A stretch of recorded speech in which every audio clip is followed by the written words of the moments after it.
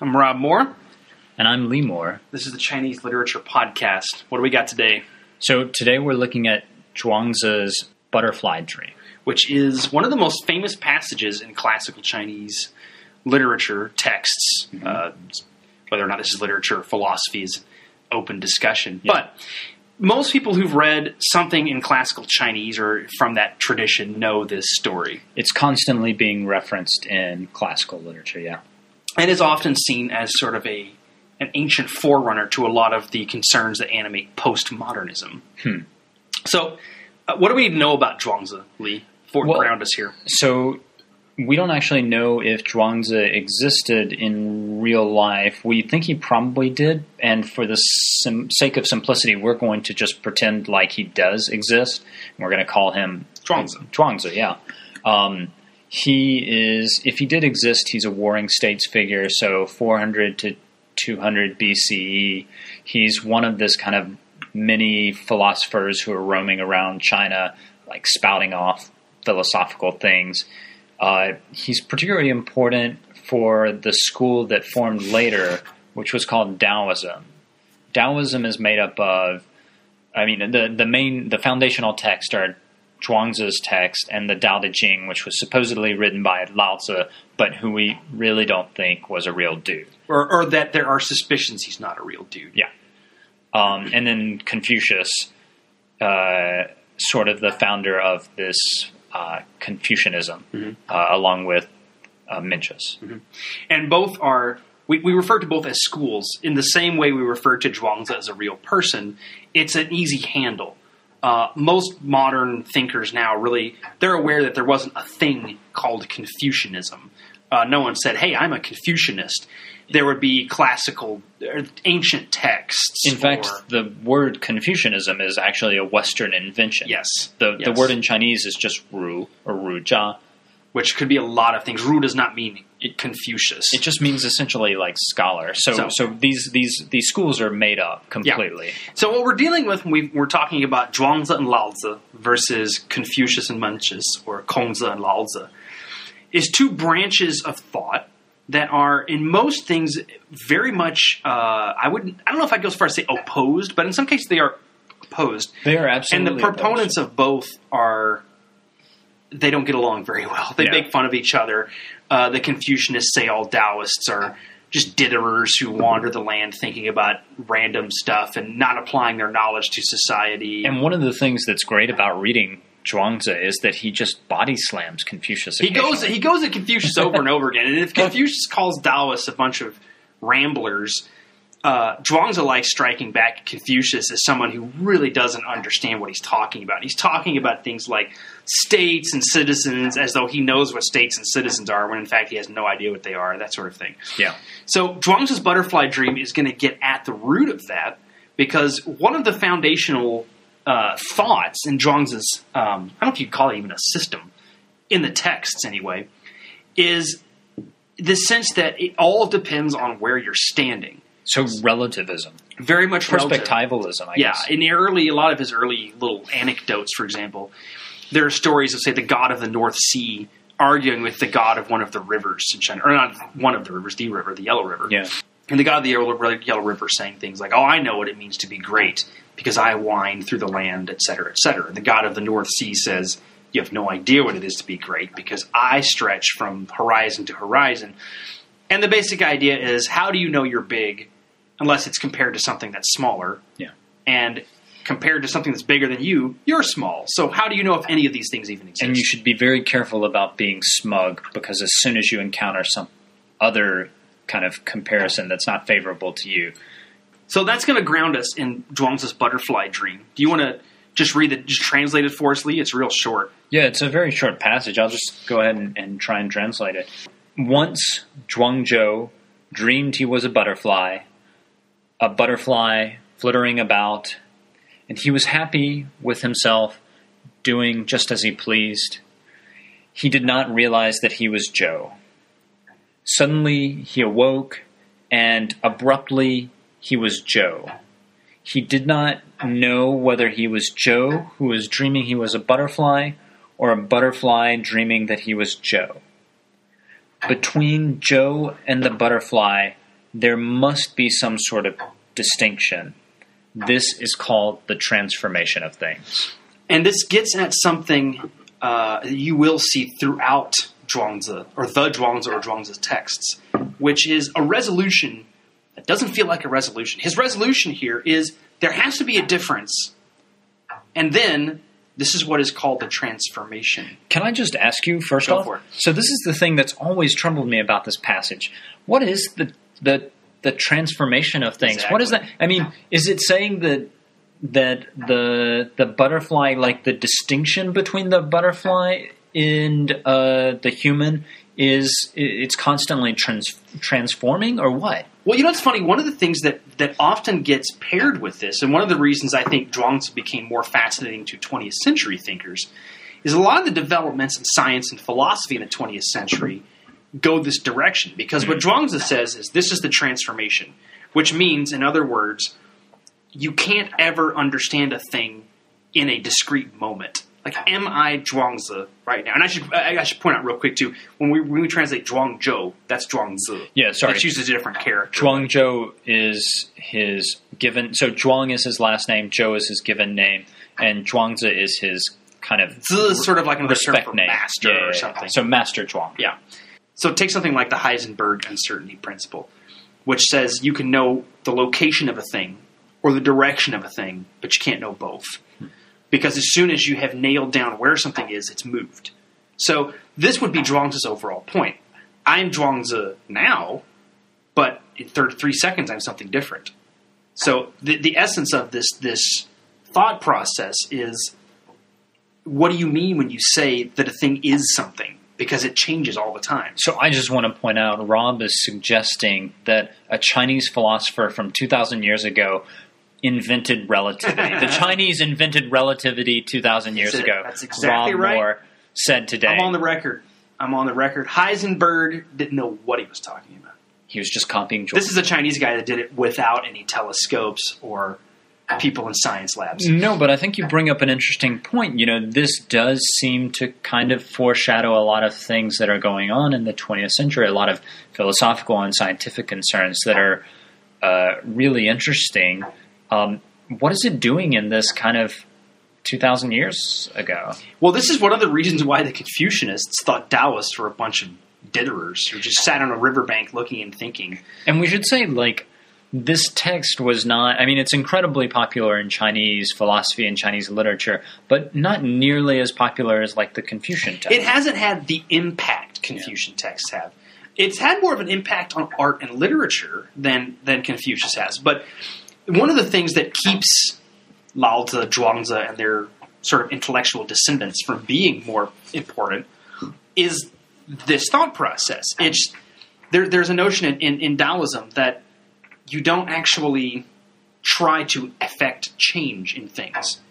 And one of the reasons is, how do you know if you're the butterfly or you're the person? What exactly are you changing, and into what? If you can't ever be sure of that, how do you know if what you're doing is good or if it's actually really bad? It's an incredibly unstable world that Zhuangzi presents us with, as should be apparent with this, short butterfly dream. Right. You can't really build a state on that. You can't be a bureaucrat. When I was hitchhiking in Taiwan, I mentioned to someone that I was interested in Zhuangzi and I loved the butterfly dream. And they said, Zhuangzi is something you shouldn't read until you're retired. Confucius, you need to be reading right now. Zhuangzi, wait until you're 60. Right. And I think there's a real kind of, that's very important in kind of Chinese cultures. Like, don't read Zhuangzi now. And, he can't do you any good if you're trying to, build something up. That's what Confucianism is for. Yeah. But we see that here. We can't even, we opened it up with what's this transformation of things. It sounds simple, but it's a very complex idea that we can't even figure out what he's meaning. And what I love about Zhuangzi, and this, for those of you who think, this is nice, but it's really complicated, and it's not really why I go to literature. Yeah. One of the things I love about Zhuangzi is you're never 100% sure if he's putting forth a deeply thought out philosophical idea, or if he's just messing with exactly. you. Oh, or if he's just messing with you. No, he does it. That is the transformation of things. Exactly. No, we get excited about this because it's true. He's one of the great smartasses in the history of Chinese literature. I'm not even kidding. He'll do these profound parables, and then the explanation is he's just sort of just needling somebody, but it's so beautifully written. So I'm thinking specifically here about one of the many. There's so many stories actually with Zhuangzi and his friend, or the butt of his jokes, Huizi. And in the story, Zhuangzi and Huizi are walking across this bridge, and they stop. And Zhuangzi and Huizi are looking down at the fish. And Zhuangzi says, "Clearly, those are happy fish." And Huizi says, "How do you know what fish are thinking?" And Zhuangzi says, "How do you know I don't know what fish are thinking?" And Huizi says, "Well, you're clearly not a fish, so there's no way you could know that." And it goes back and forth like this. And the resolution doesn't feel like a resolution at all. It seems more like Zhuangzi just trying to string Huizi along. And it may be that. Yeah. And we've got something like that here. You know, this story is... Do you think it's intended to have a resolution? I don't know. I think this is the question we always come back to with Zhuangzi. Does he have a point? Or is he intentionally trying to disrupt the way most people think to force them out of these notions that it must be this and nothing else? So we've connected him to Heisenberg and 20th century physics. Can we connect him to Silicon Valley and 21st century economics? Is he the disruptor in chief of all of Chinese philosophy? I'm thinking so. I think now we've got him connected to Silicon Valley. We should see if we can branch out into other areas. Oh, could we brand him? Brand him. I love it. We'll make T-shirts. So one thing we wanted to discuss is whether this is philosophy, history, or literature. What genre we're talking about here, yeah. What's your take?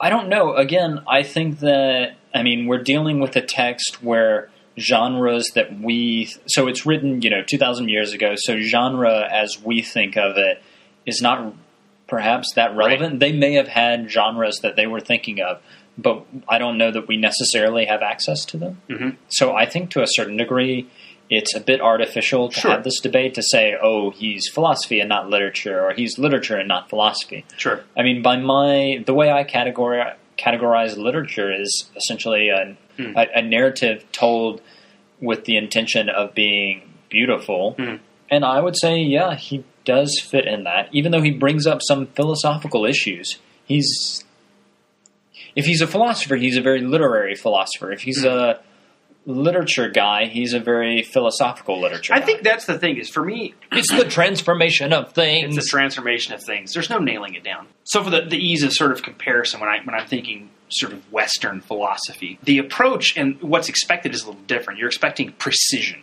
So you have someone like Descartes in the 17th century, who the whole "I think, therefore I am" posits an interestingly similar problem. It's like, take away everything that you can possibly know. Everything. What's left? How can I know anything? Well, the fact that I can think at all.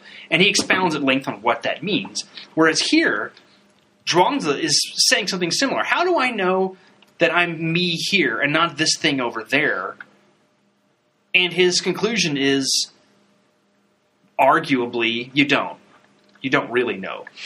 Yeah, this definitely brings to mind the evil demon of Cartesian philosophy. Yeah. Like, you can't know to a certain degree. Right? You could be being fed data or dreams, and you don't know what you're thinking or why. It is the Matrix. Yeah. But for me, the reason I think of this as literary is that literature, for me, doesn't need to resolve its problems. The whole point of having something like a novel rather than a philosophical treatise is because you're allowed to explore, and you don't have to solve. The whole point is to bring a reader into a world and maybe even force them to grapple with some of these things and on their own come up with conclusions and things like that. Here, Zhuangzi's positing this dream. We should bear in mind it's a dream. He's not saying, the other day I was just thinking, and I wondered if it's something that he, at least if we understand the text correctly, is experiencing, right? And from that experience, he presents us with something he doesn't resolve for us, which for me is an invitation to consider it, perhaps even experience it for ourselves, to draw what conclusions we will. So we're talking about resolutions, and I hate to do this, but I have to jump to another story in the Zhuangzi. Oh, no. Which is the death of Wantan. Okay, go for it. Essentially what happens is two friends of this guy named Wantan, they think that he would love a couple of holes in him, so they try and nail him down. And in nailing him down, they kill him. And I think that we're seeing some of that here in the butterfly. Maybe we shouldn't want to nail down what the transformation of things is, this thing that he refers to.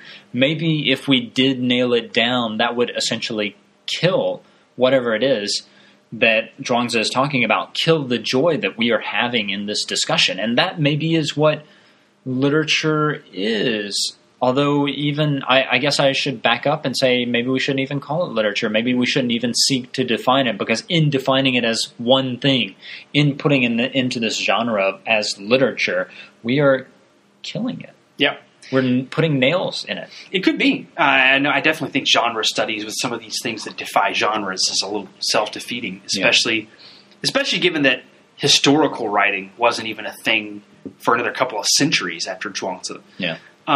So basically we're dealing with just sort of writing in general. So let's just kind of have some fun with this right here at the end. Let's try to answer the question.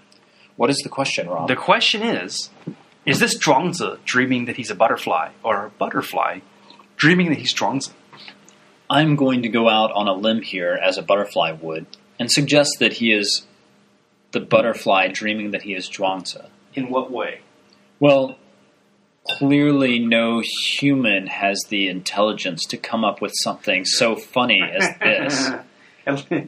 And so obviously it's the butterfly, this beautiful creature, dreaming that, maybe we should say having a nightmare, that he is Zhuangzi. I'm going to go the reverse direction and go high school debate style. Okay. Just sort of arbitrarily. Partly because we have a text dealing with this. And someone has to have a reason to write this down. You don't think a butterfly could write this down? I'm fairly certain its limbs would not be strong enough to hold the pen. I think you're not understanding what the concept of the transformation of things is. Actually, you know what's funny? This whole discussion, no matter how we have this discussion, one of us could just pick apart the other side. Yeah. And this is essentially what Zhuangzi does throughout his text. Absolutely what this whole thing is about. I think Zhuangzi may be looking down on us from heaven and saying, smiling, this is what I want, is people to argue themselves into circles. But this is also, again, I want to stress this, because sometimes we talk about texts and people will wonder, what's the takeaway here? What am I, one of the things to take away from this is, if you're going to understand the development of Chinese culture across the millennia, you have to understand this collision between what amounts to the practicality, the pragmatism of Confucianism. Which is bureaucratic. Which is largely bureaucratic. Yeah, Confucius is interested in setting up a functional state. Well, I use the word state. Anyway, nation, we'll pick a different word, yeah. A group of people that work together well, right? Taoism is not necessarily interested in that. It's actually setting its sights beyond just people working together into, okay, well, how do people work with flowers? How do flowers work with the sky? How does they postulate this entire system, and within that system, there isn't necessarily greater importance on this thing or this thing. Can I connect this to another 21st century thing that has no connection to it? I have a 21st century reference as well, so go ahead. So I was going to say, would you say Zhuangzi is an object-oriented ontologist? I don't think we want to go there, Lee. That takes us into some really weird territory. I mean, he's thinking about, like, not a human perspective, whereas Confucianist, it's very much the centralized state hierarchical perspective, the perspective from the center. So he's thinking from the margins. I guess that's what I would say. Yeah, definitely. I was going to connect him to there's a Chinese science fiction writer named Liu Cixin, who's who won the Hugo and Nebula Awards, I think, for the three-body problem, he calls it. And it's the first part of a trilogy. Anyway, in an interview once, they were asking him, why'd you start writing science fiction? He said, I started writing science fiction because I think humans are boring. Like, I'm way more interested in things and skies and objects. And the novel is very much that way. It's human beings in the novel are clearly just one part of a much bigger system, and maybe not even the most important part of that system. And I really think this is sort of Zhuangzi's perspective, and the perspective of most of the people who we would label Taoists. It's also why it tends to be such influence on Chinese literature and art, because it lends itself to more speculation, dreaming. We should mention, so we've done several podcasts on Pusong Ling. Oh, yeah. Pusong Ling is heavily informed by the butterfly dream because you're constantly shifting between different kinds of reality. And that starts with Zhuangzi and this butterfly dream. Yeah, is it this or is it this? The answer, of course, is yes. But anyway, my parting thought about this and Zhuangzi in general is that it's one of the only serious texts I can think of that you can just read and laugh at as well. I think Zhuangzi would have delighted that future readers would read this butterfly dream and think about it for a while, and at the end just kind of shrug and laugh and walk away. He's okay with thinking in circles, isn't he? Yes. And I think that's a valuable contribution, because you do need to have someone in the room who goes, how do you know any of this is correct? Like, you keep using these words that you think you know. And he's very skeptical of the ability not only to nail down anything, but specifically to nail down anything with language. Exactly. So that's my parting thought. Do you have any parting thoughts? Sweet dreams. There it is. Hopefully you're not listening to this right before bed, because that could be very creepy. That's the last thing you hear. Yeah. So I'm Rob Moore. And I'm Lee Moore. This is the Chinese Literature Podcast.